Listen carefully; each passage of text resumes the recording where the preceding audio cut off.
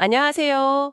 오늘 날씨 진짜 좋네요. 꼭 뭐라도 해야 할 것 같은 날씨? 네, 맞아요. 괜히 마음이 들뜨는 그런 날이죠. 이런 날 딱 좋은 저희에게 아주 흥미로운 자료가 도착했습니다. 바로 얼마 전에 열렸던 비트코인 서울 2025 컨퍼런스 있잖아요. 아, 네네. 그 행사요? 네, 그 컨퍼런스의 한 세션 내용을 다시 한번 좀 짚어보려고 해요. 현장에 계셨던 분들은 이런 얘기 했었지 하실 거고 아쉽게 참석 못하신 분들께는 저희가 핵심만 쏙쏙 뽑아드릴게요. 좋습니다. 특히 그 라이온님이 큐레이팅 해주신 리포트가 있던데 그걸 먼저 읽어보시면 오늘 저희 얘기가 훨씬 더 재미있게 들리실 거예요. 맞아요. 꼭 한번 읽어보시길 추천드리고요. 자, 그래서 이번 시간에는 기관 투자자들이 비트코인 생태계에 요즘 어떻게 들어오고 있는지, 그리고 또 유동성 확보를 위해서 어떤 전략들을 쓰고 있는지 좀 깊이 있게 파헤쳐 보겠습니다. 네, 기대됩니다. 준비되셨죠? 그럼 가볼까요? 자, 먼저 이 자료를 보니까요.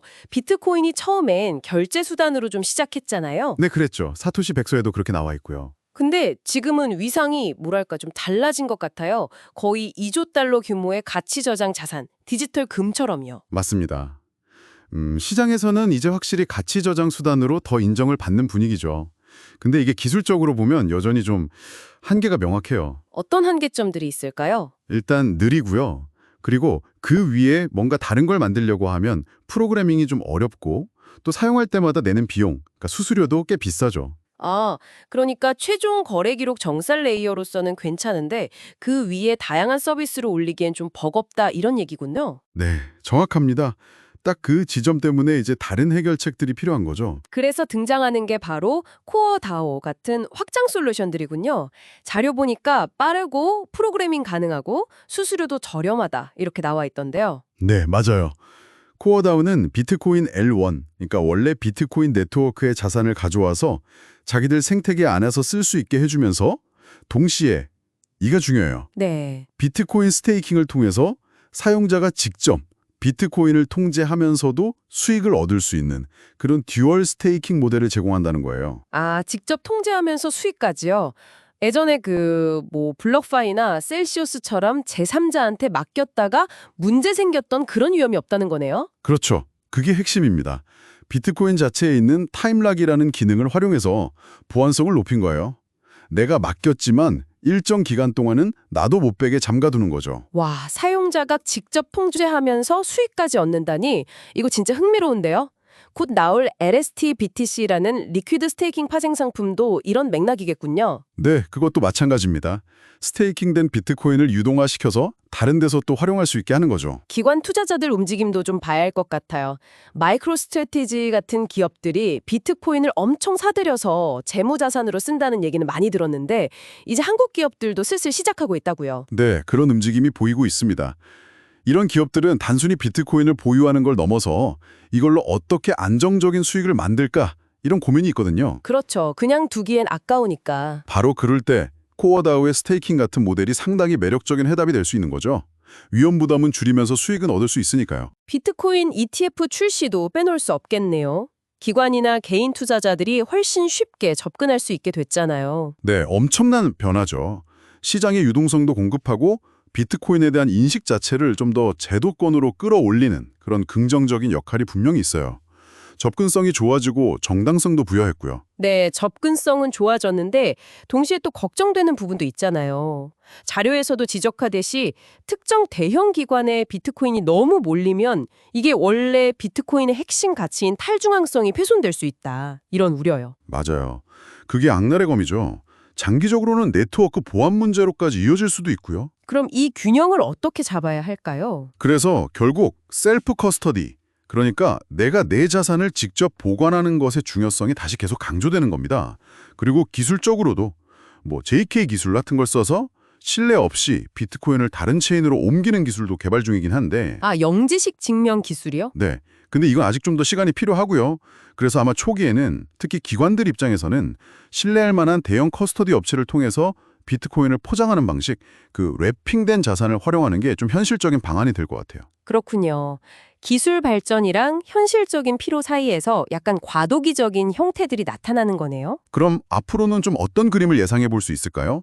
CFI, 그러니까 중앙화 금융이랑 DeFi, 탈중앙화 금융이 연결될 수 있다는 얘기도 나오던데요. 네, 장기적으로는 아마 주요 은행 같은 전통 금융기관들이 단순히 비트코인을 보관해주는 걸 넘어서 이걸로 수익을 내는 상품까지 제공하게 될 가능성이 높아 보입니다. 아, 은행에서 비트코인 상품을요? 네.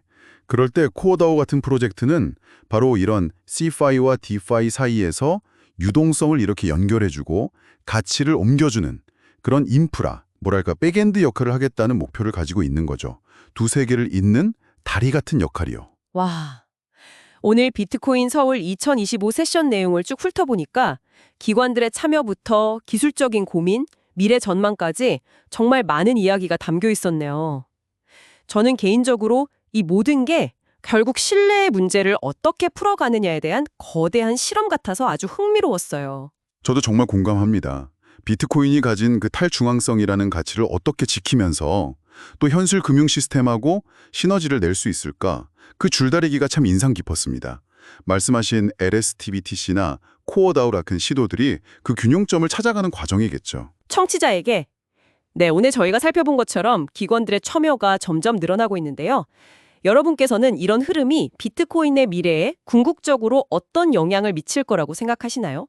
더 많은 사람이 쉽게 접근하게 되는 편리함과 탈중앙화라는 원칙 사이에서 그 이상적인 균형점은 어디일지 한번 고민해 보시면 좋겠습니다. 네, 아주 중요한 질문인 것 같습니다. 저희는 다음에 더 흥미로운 내용으로 다시 찾아뵙겠습니다. Welcome to the Deep Dive, your shortcut to being well-informed, with surprising facts and just enough humor to keep you hooked. Today, we're actually taking you back to a really impactful event, the Bitcoin Seoul 2025 conference. Yeah, for those of you who maybe couldn't make it to Seoul, or maybe you were there and just want to revisit some key insights, we've got you covered. We're going to unpack one particularly fascinating session. It was titled Strategic Approaches for Bitcoin Ecosystem Liquidity and Growth. Sound a bit technical, but trust me, it got into some really crucial stuff.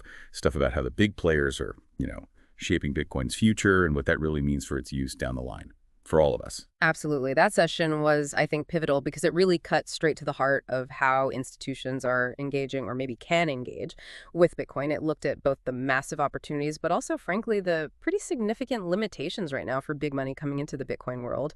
And it offered some pretty concrete insights, things relevant for policymakers, but also for actual operational strategies, custody, incentives, the works. Right. And the conversation was led by Jake, who's the Institutional Solutions Manager over at Presto. He was moderating. And the panelist giving a lot of the insights was Rich Rhines, early contributor at CoreDAO. He's been around the block since Bitcoin's early days. So yeah, let's dive into what they actually talked about. Okay, maybe the best place to start is CoreDAO itself, for anyone listening who isn't familiar. What's its main goal? What problem is it trying to solve in the Bitcoin space? Sure. So CoreDAO is positioning itself as a leading Bitcoin scaling solution. Fundamentally, that's the goal. They've built out this, robust Bitcoin EVM ecosystem. EVM meaning Ethereum virtual machines. So it's like a powerful engine for smart contracts, but built for Bitcoin. And it's not small scale either. We're talking, I think the numbers were around 150 projects running on it, something like $500 million in total value locked TVL, and maybe close to 1 million weekly active users. So real usage. The key thing here, I think, is that CoreDAO isn't just scaling Bitcoin transactions. It's showing that Bitcoin can be actively used in DeFi, decentralized finance, while still keeping that core security promise. Their central mission really is tackling this persistent gap, a lack of real ways to use your Bitcoin within DeFi. For so long, Bitcoin's been amazing as a store of value, right? Hugely powerful. But CoreDAO wants to unlock its potential beyond just holding, make it a dynamic asset. And another crucial piece is the yield aspect. CoreDAO stands out as, the highest yielding Bitcoin staking protocol currently. It's designed specifically so large Bitcoin holders can earn passive income, and importantly, through a truly trustless mechanism. How? It uses native Bitcoin time lock technology. Basically, you lock your Bitcoin directly on the Bitcoin main chain layer 1 for a time. Super secure. And the core token itself is key to this whole ecosystem used for staking, governance, paying for gas, general utility for Bitcoin holders interacting with the system. Okay, that makes sense. And this is where Rich's perspective comes in, right? His personal journey with Bitcoin sounds pretty interesting. He's seen it evolve massively since 2013. Oh, absolutely. He talked about getting into Bitcoin way back in 2013. And like many early adopters, the vision was clear: decentralized money, a real alternative. But, He acknowledged that the reality over the last decade is that moving from just being a store of value to being a widely used medium of exchange, well, that's been harder, slower than maybe people hoped. It's a long game. But he argued Bitcoin hitting this like $2 trillion store of value status, that's actually a massive achievement in itself because it's unlocked completely new uses. Think about it as collateral. That's huge. And we're even seeing talk of nations considering it for strategic reserves.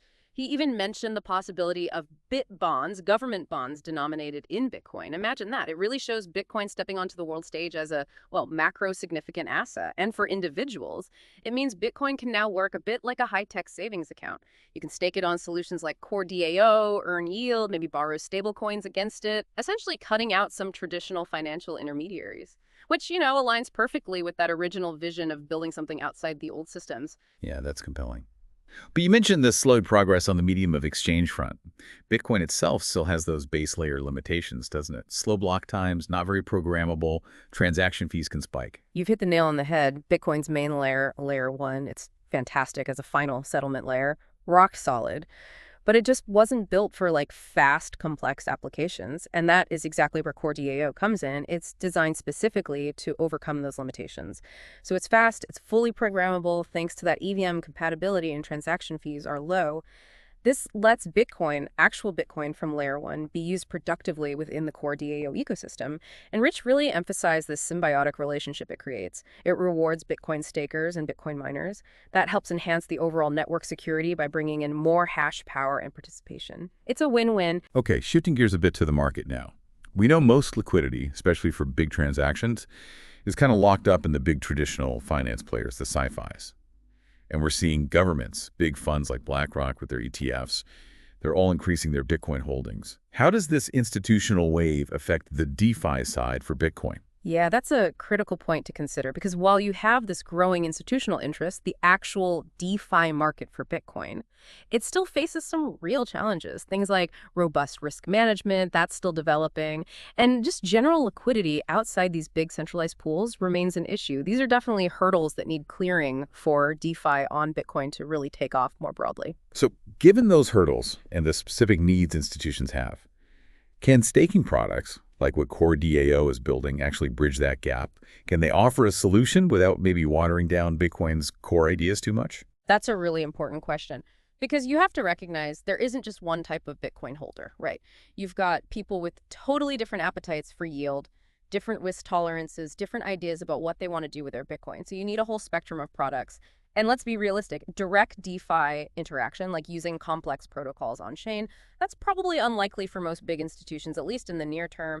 Different mandates, regulations, it's complicated. But, and this is key, staking can work brilliantly as a kind of back-end yield engine for traditional finance or TradFi wrappers. We saw this already, actually. The first yield-generating Bitcoin ETF launched in Europe last year. It pulled in significant funds. We definitely expect to see more yield-bearing ETFs. They let TradFi engage through structures they understand, these wrappers, while still capturing that underlying Bitcoin yield.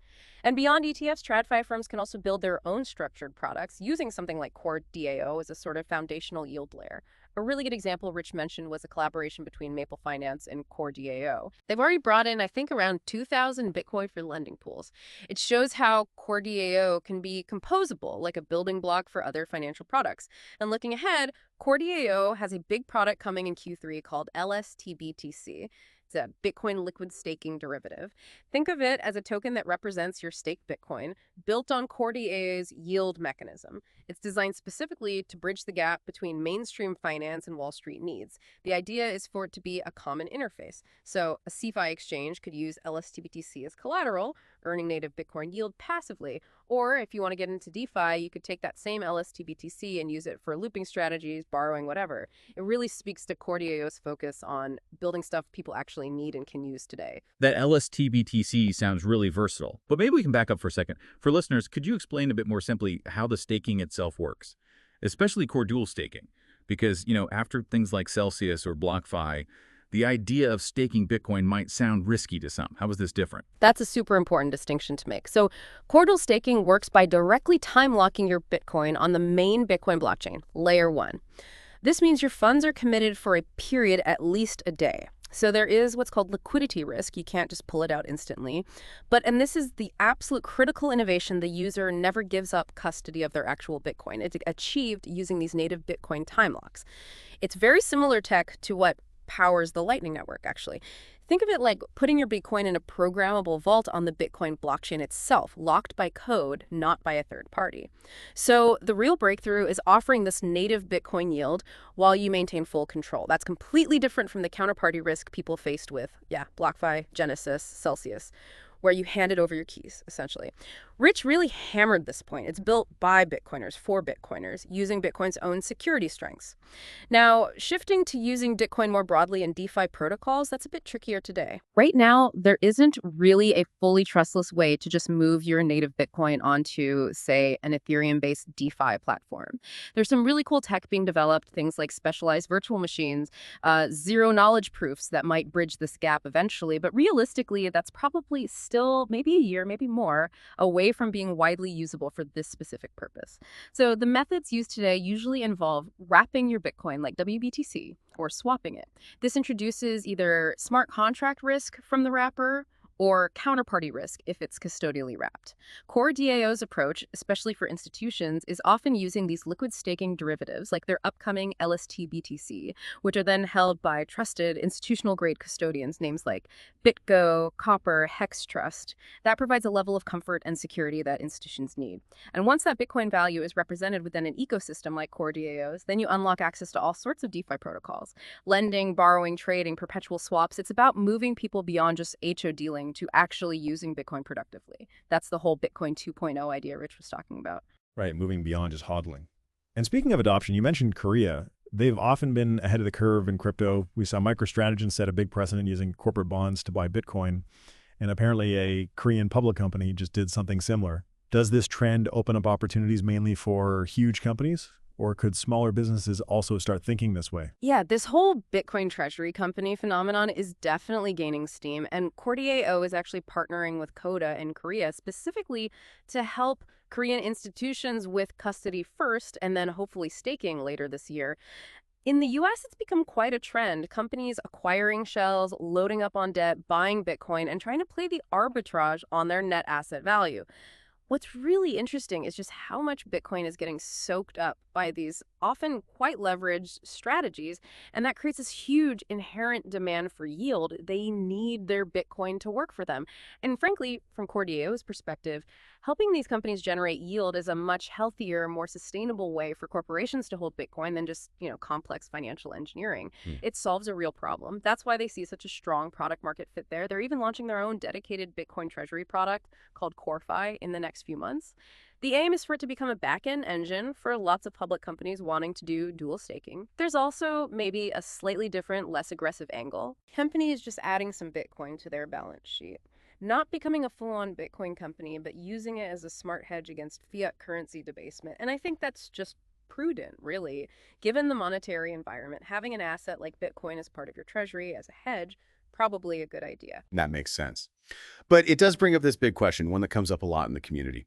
If Bitcoin's value stems from scarcity and decentralization, is this growing dominance by huge players like MicroStrategy or BlackRock through its ETF actually harmful? Or is it just a necessary step for legitimacy? Does it risk undermining that core decentralization principle? It feels like a real double-edged sword. It definitely is, and it's important to distinguish between the treasury companies and the ETFs. They're different beasts, different risks. I actually think some of the well-run treasury companies like MicroStrategy, with its huge stack, maybe 500, 600K BTC, are probably a net positive. They've structured things, the debt covenant, so that Bitcoin is effectively locked up long-term. It's not going anywhere fast. That creates a very stable, long-term holder base, which is good. My worry, though, is with some of the newer treasury companies. They might not be as financially savvy as someone like Michael Saylor. They might not have the right product mix for their investors. And I do think some of them will inevitably kind of blow up. When that happens, yeah, you'll probably see some fire sales of Bitcoin. But ultimately, that supply will likely just get absorbed, probably by the ETFs or the stronger treasury companies. It's consolidation. Now, the ETFs, that really is the double-edged sword. On the one hand, fantastic. Unprecedented accessibility, legitimacy. Before the ETFs, holding Bitcoin felt niche for many. Then, boom, the iBit product comes out, and suddenly anyone can hold Bitcoin exposure in their Fidelity account, their retirement plan. That's huge for adoption, massively positive. Yeah. But the other edge of the sword is the concentration. If too much Bitcoin ends up locked inside these few ETF products, yeah, that could absolutely erode decentralization over the long term. That's a serious risk. You could end up in a weird state where very few transactions are happening directly on the Bitcoin blockchain itself. And the network's security budget, the fees paid to miners, ends up being subsidized mainly by the ETF fees, maybe indirectly funded by investor losses within those products. That's not ideal. My personal belief, and Rich echoed this, is if you strip away the decentralization, is it really still Bitcoin? You have to be cautious with these wrappers. Self-custody, where possible, especially for informed folks, like likely many listening, remains really important. That's a powerful point. And it's true, the centralized players, especially the ETFs, undeniably boosted Bitcoin's profile and helped kickstart this bull market. We're even hearing political talk now, policies that might encourage more institutional money to flow in. So looking ahead maybe 3-5 years, comparing CeFi and DeFi in the crypto finance world, what do you see really becoming mainstream, and where does Core DAO fit into that picture? Well, based on the conversations Core DAO is having, and they're talking extensively with major ETF issuers, big financial institutions, banks, especially in the US, there's clearly a lot of relationship building happening. But there's still, honestly, a huge gap in just basic education and adoption between Bitcoin and, say, Ethereum or Solana. Bitcoin's still earlier in that broader public understanding curve. That said, my strong conviction, and I think Rich shares this, is that within 5 years, most major global banks will be involved with Bitcoin in some capacity. And what's really fascinating is the conversation is shifting. The next question every big asset manager will ask isn't just, can I custody Bitcoin safely? It's going to be, okay, now what can I do with it? And that is precisely where Core DAO sees its role. I fully expect we'll see an Earn button appear right next to the Deposit Bitcoin button at these institutions. That button could seamlessly connect to Core DAO's staking yield, integrating it into people's normal financial lives. For many, that might be their main interaction with Core. So yeah, while maybe direct on-chain DeFi participation won't be for everyone tomorrow, I absolutely see far more people participating in the Bitcoin ecosystem in the future, either directly using networks like Core or, more likely for the masses, indirectly through new Bitcoin-based neobanks or other financial services. They'll have a much more direct relationship with Bitcoin's utility. Core DAO is essentially building that foundational liquidity infrastructure needed for Bitcoin to function as the secure backend for this whole new wave of financial products and services. Wow, that's quite a vision for the future. Thank you so much for breaking all that down. You really gave us incredible depth and clarity on what's happening at this crucial intersection of Bitcoin, DeFi, and institutions. It leaves us with that big question to mull over, doesn't it? As Bitcoin gets woven deeper into traditional finance, how do you personally weigh those undeniable benefits of access and legitimacy against the potential risks to its core principle of decentralization? Yeah, absolutely. For me, listening back to that session and discussing it now, it just really highlights the immense responsibility we have, those of us building in the space. It's genuinely exciting to see institutional adoption, don't get me wrong, but we absolutely have to keep finding ways to preserve those core tenets, decentralization, self-custody where feasible. It's a really delicate balancing act, and it's going to require constant work, constant innovation, and frankly, vigilance from the entire community. I couldn't agree more. What really struck me listening to the details from the session was seeing these tangible solutions taking shape, moving beyond just talking about possibilities to actually building products like Core DAO, staking, and LSTBTC that people can use now securely with custody models that make sense. It just underscores how much untapped potential Bitcoin still holds, not just as digital gold, but as a truly dynamic and useful asset. So what stood out to you listening today? What questions did this deep dive raise for you about where Bitcoin is heading? We definitely encourage you to keep exploring those thoughts. Thanks so much for joining us on the deep dive, and we'll catch you on the next one.